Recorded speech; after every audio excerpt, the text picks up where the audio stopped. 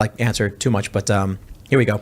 Just a STI, that's a good name, says, hey Tim, what is your opinion on the Nazis in the Ukrainian army, and why do you think nobody talks about it? I think they're bad.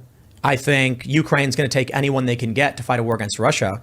But other than them having bad opinions, I think the obvious answer they don't talk about it is because the US, NATO, wants Ukraine to repel Russia and will use whatever they can to get it, just like the Mujahideen. So, like, you know, I don't know. You should answer this one. There's something worth mentioning here.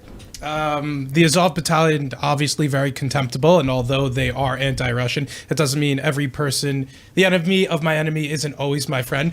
The particularly disturbing part about the Azov battalion is how much support they get from their people in the West. So I cover a lot of pro-Ukraine rallies, and they cheer for these people at these rallies. They have their banners with the Azov logo, which is just an angled wolf's angle, which is an old Nazi symbol. So it is very concerning about how in the past, a couple of years ago, whenever you were able to possibly link something conservative or Republican to Nazis, people were outspoken and excited to do it. Like, for example, one year at CPAC, the stage looked weird, and they were like, oh, this is like a subtle Nazi dog whistle. But at the same time, nobody's willing to condemn actual neo-Nazi symbols that exist at these protests in Times Square, many of them that I've covered in New York. And once you speak to these people, they call them freedom fighters. And then they'll also say, some countries recently removed the Azov battalion from their terrorist organization list. And it's a very bad look, and it's a disservice that the media is doing by overlooking it. It's war propaganda that we aren't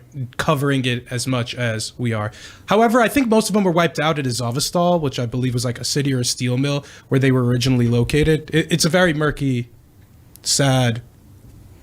We got